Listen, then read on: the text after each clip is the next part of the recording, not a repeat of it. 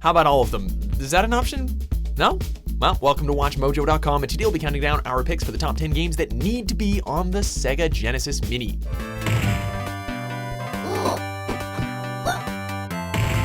For more gaming videos, check out our new spin-off channel, Mojo Plays, for in-depth reviews, thoughtful video essays, detailed character origins, and insightful commentary. Mojo Plays, games smarter. For this list, we're looking at the definitive Sega Mega Drive games and/or Sega Genesis games that basically have to be included with the new mini console. Number 10, our top 10 Sega Genesis games list. These are the games that showed us that Sega could do what Nintendo don't. To avoid wasting time on titles that will definitely be included on the Mega Drive Mini, we recommend checking out our top 10 Sega Genesis games list. The first two Sonic the Hedgehog entries, Streets of Rage 2, Castlevania Bloodlines, and Gunstar Heroes are among the most influential games in history, ones that represented the Sega brand during the company's heyday, so there's basically no chance that these 10 games will miss out on the collection. Strider, Golden Axe, Teenage Mutant Ninja Turtles, The Hyperstone Heist, Comics Zone Vector Man, and Disney's Aladdin round up the list of surefire candidates for this new mini retro console.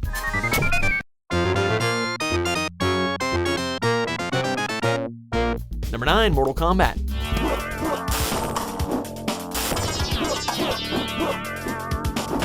A year after arcades immortalized the word fatality, Midway's bloody fighting game made the jump to the home console. Despite the SNES port's superior visuals and audio, Sega's Mortal Kombat is the better all-round experience. While Nintendo basically neutered the game to suit their family-friendly image, Sega went in the opposite direction and allowed Genesis players to unlock blood and uncensored fatalities by merely entering a cheat code. Even though Mortal Kombat will always be associated with the arcades, the Genesis version ranks among the best console fighters of its generation. Number 8, ToeJam and Earl. Humor can be kinda hit or miss sometimes, but when it's done right, it does result in something kinda special. ToeJam and Earl follows two aliens from Funkotron who crash land on Earth and have to find the necessary parts to repair their spaceship. Described as a roguelike, Sega's co-op game was not an instant hit, but word of mouth elevated ToeJam and Earl to cult status. Bolstered by hilarious dialogue and unconventional gameplay mechanics that prioritize exploration over combat, ToeJam and Earl eventually became one of Sega's leading mascots and even earned itself a sequel. You gotta get it. It's a whole lot more. Number 7, Shining Force 2. The Shining series started as a first-person dungeon crawler, but things changed with Shining Force. Opting for a more strategic style of gameplay, Shining Force 2 built on its predecessor's good work to deliver one of the best RPGs on Sega's system. Mixing exploration and turn-based combat, players step into the shoes of Shining Force leader Bowie, who is searching for allies to take down the Demon King. With many different combat units to unlock, characters gain experience from each battle and, once they reach level 20, can be promoted to a superior class. Visually gorgeous and quite user-friendly too, Shining Force 2 is aged like a fine wine.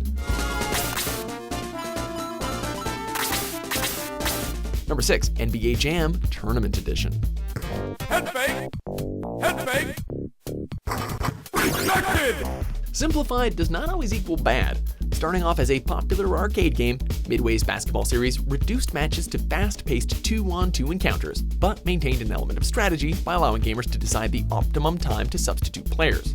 The second entry in the franchise, Tournament Edition, featured a roster of over 120 readily available NBA athletes spread across 27 teams, and a bunch of other hidden unlockable characters, including Bill and Hillary Clinton.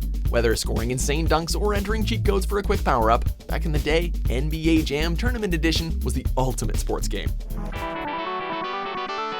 Rock it! Win the game! Number 5, Phantasy Star IV, The End of the Millennium.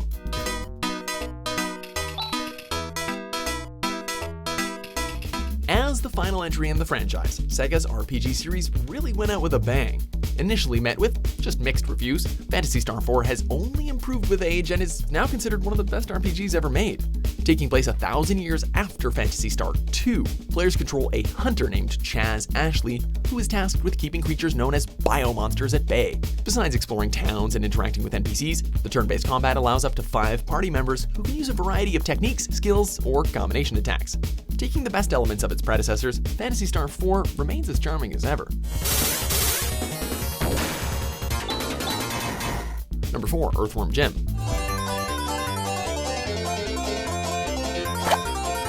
Created by Shiny Entertainment, Earthworm Jim was actually the developer's first non-licensed game, and that newfound sense of freedom can be seen in every insane frame.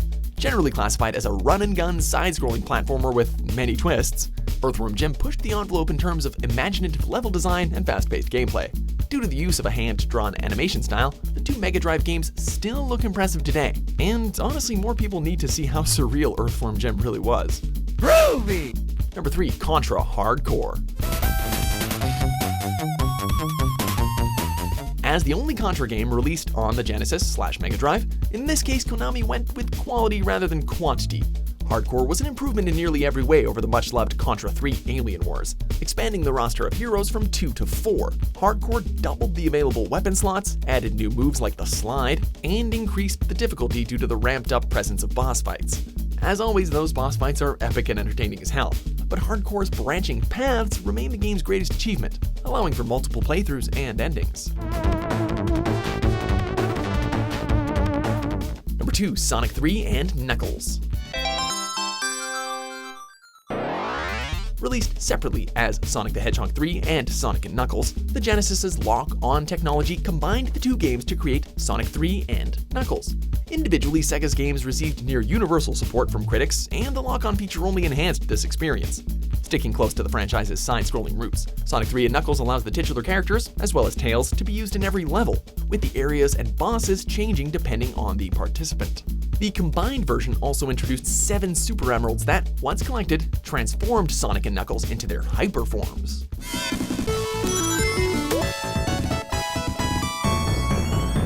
Before we unveil our top pick, here are a few honorable mentions.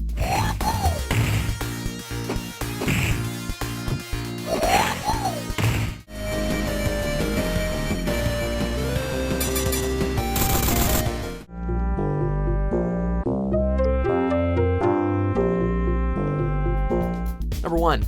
Better emulation overall.